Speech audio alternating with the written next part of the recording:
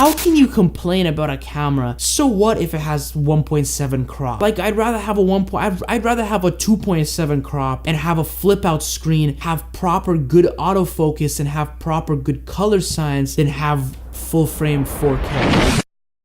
So it seems like 2018 is an amazing year for cameras, for camera developers, for us as consumers, as people who buy these cameras or use these cameras. This year, we've had so many incredible camera releases, like Canon released their first full-frame mirrorless camera that can actually shoot in 4K. That has so many amazing qualities about it, and it might be a camera that I might be picking up myself. Fuji came out with an incredible camera as well. It's APS-C, but it has incredible frame rates with incredible bit rates. It can shoot at bit rates literally 4 times better than what the Sonys can shoot at. So it's the quality between those two are incredible. There are other amazing cameras that came out, other amazing stuff that's coming out in the future. But today I kind of wanted to discuss the 2 new cameras that are being released, the Fuji X-T3 and the Canon EOS R, because these are the 2 cameras that I'm kind of fighting between which one I'm going to be picking up. I'm saving money up right now. I'm trying to save up the money because I am due for an update, because as you guys know, I film my videos on the Canon EOS T5i. It's my main camera. I use it for pretty much everything. Anything you could think of, I use this camera for everything, and it's been showing its limitations for the last maybe 3 months. I've been unhappy with the performance of the camera. It's unreliable in the real world. When you're out there shooting photo shoots, doing that stuff, doing video shoots, it's unreliable. You can never know if things are gonna go well, because like autofocus feature on this camera, the focusing is just not there. So many things are not good with this. The megapixel count, the frame rate option, autofocusing in general, and the focus points, and what you can do with the photography features is just not there. So I'm due for an upgrade when it comes to the video side and the photo side. So the 2 cameras that I'm thinking of is the Canon EOS R and the Fuji X-T3. And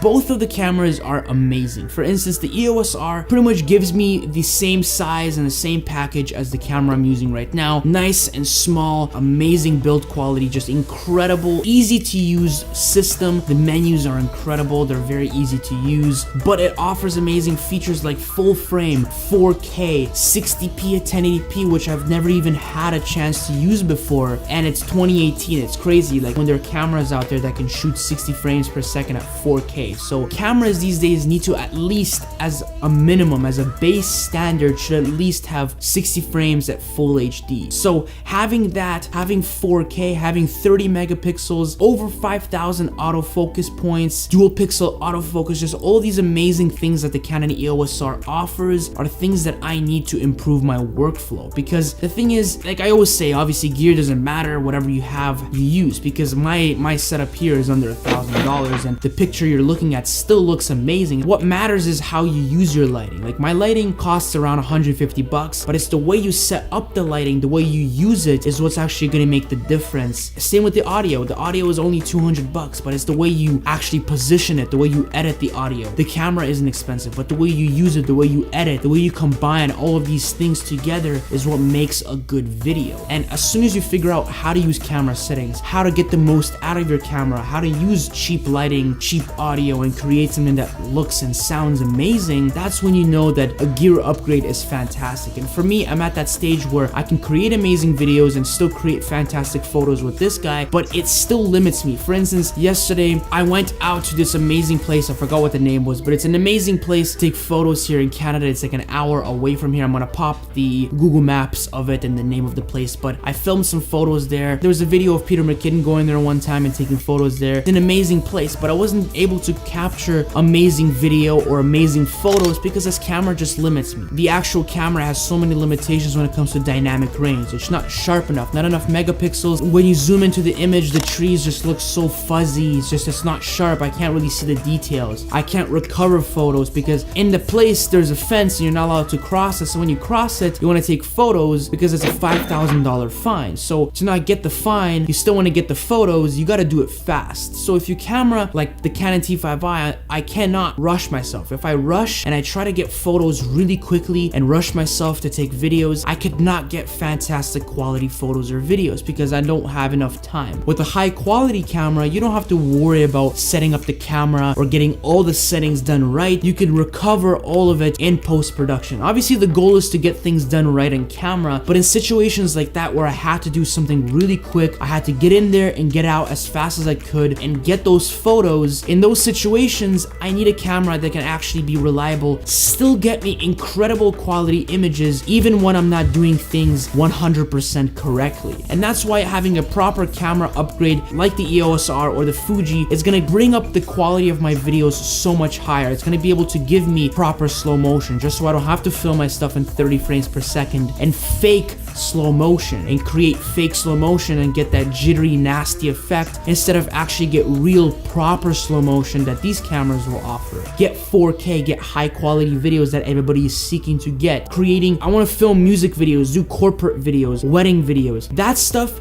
you don't want to film that in full HD. Obviously it's okay, video quality is not the biggest problem, but a lot of people want 4K quality videos, and if you can't deliver that, a lot of people will think that you're unprofessional. Why don't you have a camera that can do 4K? Doesn't make sense. Obviously that doesn't matter, but there's just so many things about these new cameras that I just cannot live without, and I need so badly to just step up my quality and make my life easier. The EOS R and the Fuji, I'm having a tough time deciding on which one I want to pick up. The EOS R is amazing, everything that it offers is amazing, but the fact is the Fuji, it gives me 120 frames per second at full HD, 60p at 4K, and not only does it provide those incredible frame rates, but it does it at 10-bit, and it does it at incredible bit rates, which make the 4K and even the full HD quality amazing. I even looked at a video, he filmed at 1080p, and I could legitimately tell you that the 1080p quality on the Fuji, because it's such a high bit rate, it looked like he filmed it in 4K, downsampled it to 1080p, and exported it and imported it and published it on YouTube in full HD. It looked that sharp. So the Fuji provides incredible value, and it's $1,000 cheaper, mind you, $1,000 cheaper than the EOS R. So that's where I'm having trouble. But there are things like, for instance, autofocus. Autofocus is still amazing on the Fuji, but the Canon does it better. It has a flip out screen on the Canon. The fact is the menu systems are so much easier to use. I'm more familiar with the system. For instance, the lens choices I want to use are better on the actual Canon than on the Fuji. So with all of these things, I just cannot decide. So what I'm going to be doing when the EOS R comes out and everything, I'm going to rent and just try the two cameras out in real world. I'm going to take both cameras out, try them. Go out, take landscapes, do long exposures, create a vlog, film B-roll, do a sit-down tutorial or sit-down video like this, and put the actual thing through its paces. Put the cameras through hard work and see which one pays off. Having a much simpler system in the menu and having an easier to use and more familiar system matter more, or will the better frame rates and better features on the Fuji matter more to me? What's gonna matter more, and what's gonna make a bigger difference in the real world? Because spec sheets are not everything. For instance, a good example is a 60 Mark II is an incredible camera. Just because it doesn't have 4K and all of the specs on the camera aren't as good as people want, doesn't make the actual camera garbage. It's still an amazing camera, and I was actually going to pick it up even knowing that there's 4K cameras out there for the same price, because it's not about the 4K. But the reason I'm getting the EOS R, the Fuji, is obviously not just because they shoot in 4K,